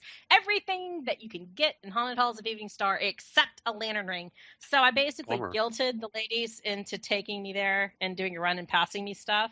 And they got me a lantern ring. So I was like, hallelujah. So I was relieved about that. And I'm pretty sure we did something else, but I can't remember. And then while I was doing podcasts, I did some quests and got my Bonnie Bew character on Argo from 28 to 29. That's about all I've done so far. So I guess after the podcast, what can I get done before the XP bonus turns off? I don't know. I'll do all the quests the next 2 hours. Again, you can just do the Vons. Because I wanted to get to cap during the bonus. Yeah. And I still need 1 million XP. If you're really good at spies in the house, you can do that pretty quick too. But yeah, I don't have trap skills. I'm going to be doing it on my Blade Force Paladin, so I won't get all the bang for the buck. Yeah. And then once you do it on Epic Normal, you can even do it on Epic Hard. If you don't know if to get the bonus, you can step in, see if you get the first time bonus, and then pop out if you don't, if that matters to you. But yeah, I took advantage of the XP bonus for sure. But yeah, my week, that was my week. Podcasts and a little bit of DDO playing. All right, then. Anding, did you do anything interesting in DDO? Well, not in DDO, but I did some Dungeons and Dragons related things. I watched Acquisitions Incorporated, the newest one, last night at watching the stream off of PAX, and it was awesome. And there was they came prepared this time because of last time they kind of had to after that. And I'm not going to spoil the end, but they just had some really creative solutions to some things, and it was a lot of fun. And that was pretty much my week. Very well. Drac, are you ready with the selection? I am. We have our winner for the 500 turbine point code. It is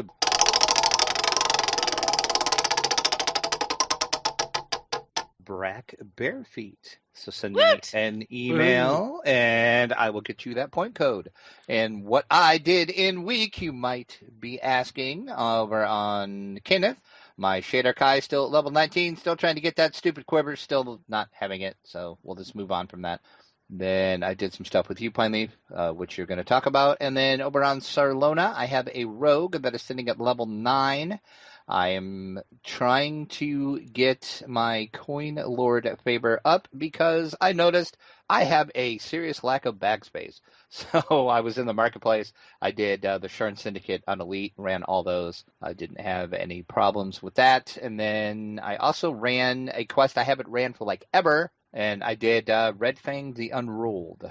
I did. Oh, really? That's a great one. I really like that quest. It is. Yeah. I do too, and I always forget about that quest until I run it like that, and then I'm like, why do I never do this quest? I love this quest. Yeah, that's one of my favorites too. Yeah. I don't remember to do it often enough, and so I haven't become efficient in doing it quickly because I know people who know exactly what they're doing because there's a lot of levers and traps and whatnot in there. Yeah, if you don't, if you're not familiar, I could see somebody doing it for the first time would get confused because there's a couple of points where you got to do like 2 levers and they're like in different rooms, so that would be kind of confusing. It's but like kind of finding the nooks and crannies. Right? Where Yeah. is tricky. Love that quest though. And then the only other thing I did outside of DDO, of course, my group got together and we did some 5e tabletop. Was doing the Death House. Unfortunately, my stupid party is still alive. I did manage to actually get one of them down, though. One was down and was actually having to do his death saving throws, and he was on his last one. If he failed it, he was dead. But the stupid cleric healed him before that could happen. So. Man, stupid clerics and they're healing. But and how I managed to take them down is they were in a nursery in the Death House, and the sorcerer decided to start rifling through this toy chest, and he found a doll. And it just so happens that my friend that's playing the paladin has a worldly, in real life, deathly fear of dolls. So my friend threw this doll, of course, in-game, of course, at that friend that's playing the paladin. So I made him do a fear saving throw, and he failed his throw. So he had this doll, and as soon as this doll hit him and scared him, this doll started attacking them, and this doll was like uber bad, and it about wiped out the party. I had the Sork down to his last saving throw.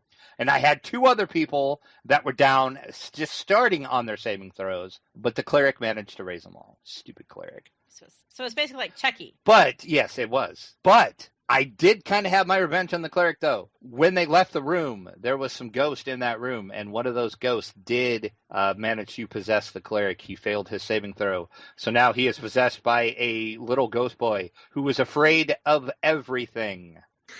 Nice. How does that work? Like, if a cleric is possessed by a ghost, does that interfere with their ability to cast spells for their god at all? Yes, it does. Ooh. And he is afraid of everything now, too, so he's going to have to do fear saving throws before he attempts to do anything.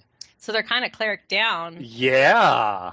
Oh, there's hope yet for you, Drac. There is. And speaking of that cleric, I am going to it's in our show notes, but I'm going to put it in our chat room actually.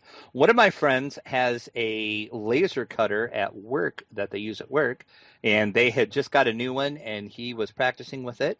So he made me something pretty epic actually. So I will put that in the chat room so people can see the picture of it. But yeah, so that was the gift I was given.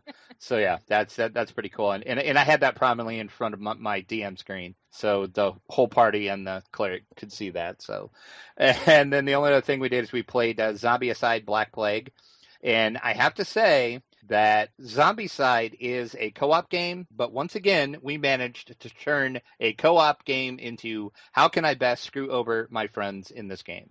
So our streak continues. Yeah. And that was my week. That was quite a week. Yeah, it was actually. So let's then head into what I did this week. We will begin with DDO, where with Drac, with our pair of gnomes, we went down into the Red Fens, where we did the Last Stand, the Claw of Volcor, and Into the Deep. And the Claw of Volcor actually bugged out on us. Really? In what way? Yeah, because I had died. I accidentally got myself killed. And when I died, of course, I was the one that was carrying the staff. The staff dropped, and when it dropped through the floor. Once I rezzed, I could select it, but I couldn't actually pick the staff up. All I could do was select it because it kept saying it was blocked. So we had to start over, which I had never seen that happen before in that quest. I must have just died at the right. I was kind of on one of those. I did actually put in a bug report for it, even though it's probably not really a bug per se, but I was kind of over. It was in the very beginning when you run. It was the room right past the room where you run down where all the fire traps are. It was in that room that I got killed, and it kind of dropped in a really weird place. And then I had Pineleaf come over to see if he could get it, and it was the same thing for him. He could select it, but every time you tried to use it, it would say it was blocked. So that was sad. But then we didn't have a problem after we went back in. So second time's the charm, yes. At least for us it was. Yes. Have you ever tried fighting the Treasure Guardian? Yes. Yes. We didn't that time because Pineleaf vetoed it. I was like, dude, there's like treasure down there, like good treasure. I don't think we need to do that chest. I don't think we need to do that. If I remember correctly, yes, I think that was the infamous gelatinous cube that likes to. Yeah, I wasn't in the mood of doing that one again. I think Pineleaf has nightmares about that the first time that I didn't tell him what was down there, and I'm like, let's go down here and see what's down here. Yeah. In fact, I believe that was the first cube that I encountered in the game, because that was before Temple was released. Yeah. So, Drac, when you're in the party with other players, you're still trying to kill the party, is what you're saying. Pretty much, yes. Yeah, isn't that what everybody does? Right. I thought that's how you played. Yeah. I don't think so. You're buffing the party with experience. Exactly. Very well. And then in the Claw, I did manage to actually get Pineleaf killed by accident because I didn't tell him there was a trap in time, and he went ahead and found it with his face and died. Whack! And I was just laughing. I'm like, yeah, I was going to tell you there was a trap there, but I guess you know that now, so you're good. Surprise! Poor Pineleaf. Yeah. So let's head into my half-elf warlock. This is the next warlock I'm creating, where I'm doing these monthly, going through each of the races with the warlock. If you remember, last month was the Warforged, which is the big loser in this little series so far, because I did not get to the point where I killed the part 1 boss until the last week of the series, so therefore I never got a chance to even get into part 2. But when I looked at the stats for the half-elf, I thought, this looks promising. This actually looks like a much better fit with the warlock than the Warforged was. So I go in there, and when I choose my dilettante class, I decided to choose Paladin as my dilettante class, in hopes that then I'll be able to buy some Cure Moderate Wound wands. And that gives you saves, doesn't it? Or am I like... Yeah, it gives you saves based on your charisma, which, of course, so Warlock. Pretty good choice, finally. Pretty good choice. Yes. So I decided to get mine, so I took the name Pallylock. Of course you did. Oh, that's a great name. Yes. So therefore, the weirdest thing that happened is that when I was in the grounds for the temple, I ran into someone called Vorka the Frog Keeper. Woo! You've never seen the giant frog? You ran into the giant frog! All hail the giant frog! But the quest he gave me was to get some spider eggs, and I thought, where did he get spider eggs from? I went through the entire temple, and I did not somewhere there. I did not see a single spider egg in the entire temple. Oh man! Remind me, and I will show you where you can get the spider eggs. Okay. Giant frog going hungry. Yeah, apparently so, because I went through all of part 1 of the temple and did not see any spider eggs in there. I can't believe that's as many times as you've done part 1 of the temple. That's the first time you've actually had the frog keeper and the frog. It's a pretty rare spawn, I think. It is a rare spawn. Remember, we talked about this the episode that Moosey Pants was on the guest with me. We were all hailed the giant frog and talking about. Yeah, we did the quest like 40, 50 times and seen the frog maybe once. Right. So this is the first time it's rare. So I saw the frog, and that was a rather weird little quest there. I seem to be getting an echo. Yeah, I'm not sure where that echo is coming from all of a sudden. I don't hear an echo. Seems to be gone now. I think it's just from you. All right, then let's see what we have here. Okay, after the frog, I was killed by Kermity the Bleak, who essentially threw negative levels on me and then killed me. So it's really bad, but my cleric did manage to kill, because Kermity was really way down. So my cleric did manage to kill up, so I was able to be revived. So I decided to finish the dungeon and continue on my way. And in fact, I did probably what was the most complete run of part 1 of the temple I've ever done solo, in that if there's a place on it that I knew of, I went there this particular time around, and I did not see any spider eggs, so apparently they're well hidden. And that's the main thing I did there. Now, I even did something I don't normally do in my first week of doing a character, because normally on my first week of character, all I do is level 1 of the dungeon so I could get some cash, because I'm doing these on veteran status, so starting at level 7, and you get equipment, but you get 0 cash, and you get no spell components. So I can't cast my higher level spells, because I have no money to buy the components with. So as a result, I think that's something that should be changed someday, to give some veteran stats, get maybe some spell components that are appropriate to the spells that they've got. I guess it's assumed that if you're doing vet status that you've got another character or something like that you can. Oh yeah, but see, that's against my rules. You have characters. a shared blank. But yeah, as we've stated before, Pine Leaf's permadeath rules are hardcore, and even my non-permadeath rules. Killing you. Yeah, you're non-permadeath. Is this not permadeath? No, this is not permadeath, because I told you I did get killed halfway through by Kermby the Bleak. Oh, okay. And in fact, then I finally got to the boss at the end of part 1. This is the first time I've done the boss on the first week. And I get in there, and I actually managed to win the fight. So this is the first time I ever killed the boss on the first week of the series. So therefore, the half-elf is already leading. Woohoo! Half-elf warlock. Actually, I don't think I've played a half-elf warlock yet. Right. Now, of course, there's still the question is, can I manage to get by Zugamoid? Because you know how the odds of that are. Oh. Not good. Yeah. Unless I get a random drop that helps to protect me against death magic. So are you just doing vet status 2 and then going only into temple? Yeah, it's just temple. It's straight into the temple. That's the rule for this particular series.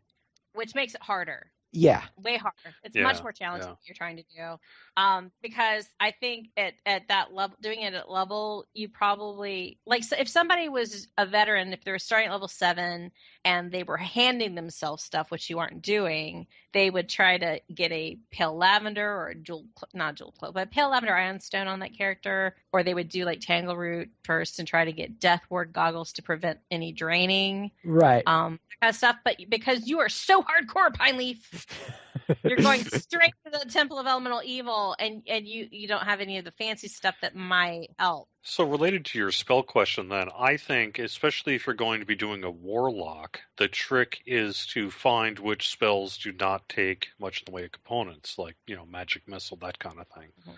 Maybe any spell-like abilities you're able to get and use that instead. So you might need to cater your build a little bit to the knowledge that you're going in without spell components. Well, that's why I've traditionally just run the first part of it, which I was able to do, get the cash, and then I buy my components during the second one. So the other possibility is, I don't know why I didn't choose to do this, is I might have just thought of using as one of my feats choosing on shoe materials, because that would have been a way around it also. I think it's because because I selected my feats that I'll use for all of them, and my rule was to keep the same feats for all the characters. And of course, I selected them before I knew what that veteran status didn't give you any money or spell components. So I did the selection without knowing about that little rule, about that little trick in there. Right. You usually do Fey Pack too, don't you? I always do Fey Pack.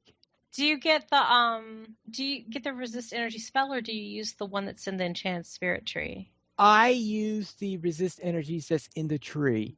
I do that too. That's a good thing. Oh yeah. That is certainly on top of my list of things to get. I'm not sure. At level 7, do you get access to displacement at that point as a spell, rather than, because I don't think you have enough points in the enchanted spirit tree to get to the top tier, right? Which has all the the fanciness, and the extra bursty things and things like that. Well, I do get the bursty.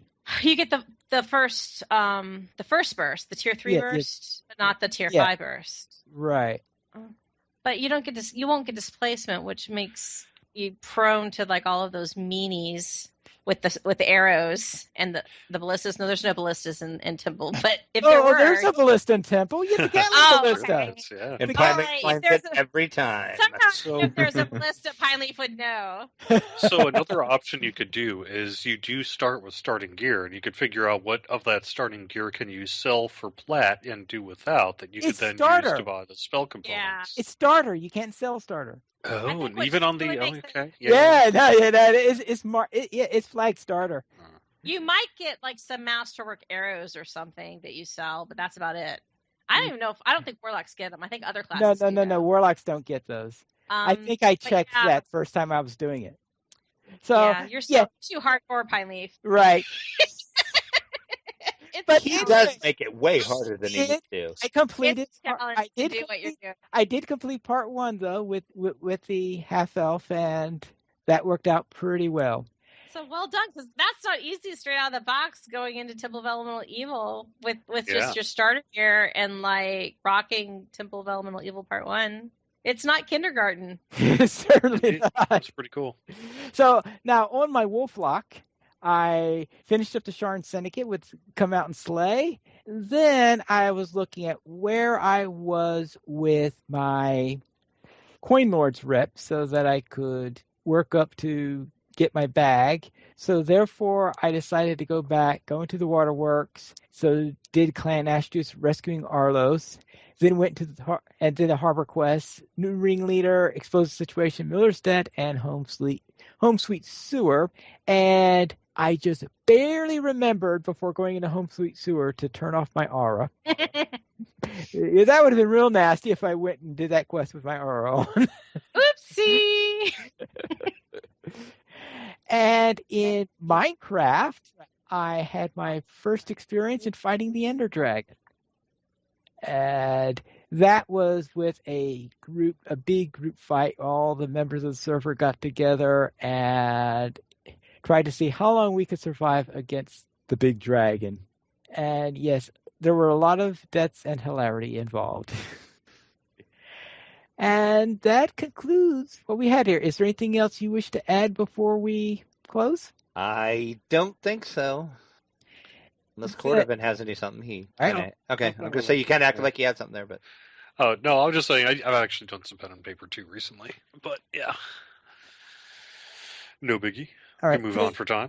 Very well. We currently have 24 supporters on Patreon. And if you would like to help support DDO players, simply go to the donations page where you can support the Players Alliance on Patreon. There you'll find rewards, including a mention on the podcast of your choice, or even be a guest with us for an episode of DDO Players News. If you would like to email us, you can email us at podcast@ddoplayers.com. You could also follow us at Twitter, the Players Alliance @PlayersAllied, DDO Players @DDO Players, Draculetta @Draculetta_72, Pineleaf Neals @Pineleaf Neals, and you can also join our Steam group. You could also follow our guests. For DDO, for Cordovan, we have @DDO Unlimited, and on Twitch, twitch.tv/DDO stream. And I forgot to put your personal one in there. If you want to give that, I'll add it to the show notes. Oh, it's fine. @Jerry Snook, Jerrysnook. That's my name. Very well. And for Bonnie Bew, you could contact her at Bonnie Bew and also on Twitch at twitch.tv/Bonnie Bew.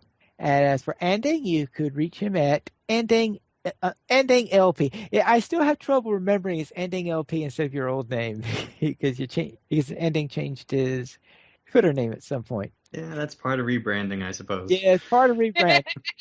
The Players Alliance. What does the LP stand for? Well, it can stand for a lot of things. I'm glad you asked. I've had this change for a long time and nobody's asked. A lot of people assume it means Lotro players, but it could mean, a lot of things like laser pandas or lazy pirates or, a lot of things.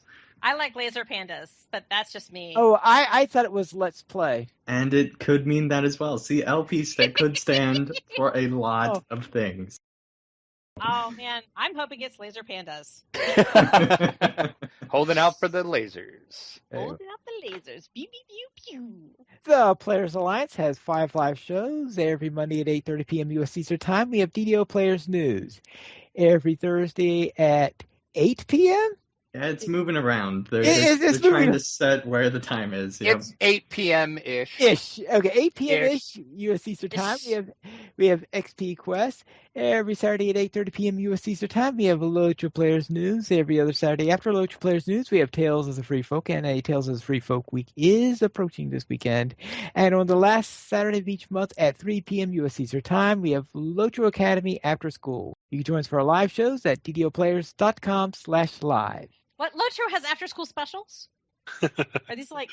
That's so wonderful! Oh my gosh, I could well, that'd be amazing. It's like coming up tonight on a very important Hobbit story. Yeah. Well, and I was going to mention on the most recent Tales of the Free Folk, you can listen how Pineleaf almost died on the Hobbit Bridge of Doom. Ooh. Well, I mean, it's in the name. Was he trying to be cool? Because that'll happen at an after-school special. Cool. I just ran to a couple of trolls. Yeah. On the Bridge of Doom? The Bridge of Hobbit Doom. It's in the name. Say, what part of Doom and Hobbit did you not understand? Yes. And just remember our contest for our Dice Bags and Tunnel Trolls modules and Battle Bars code starts on Tuesday at 10 a.m. on DDOplayers.com. And that is all for this week, and that is all for our special anniversary episode. And until next time, this is Pineleaf News reminding you to quest responsibly.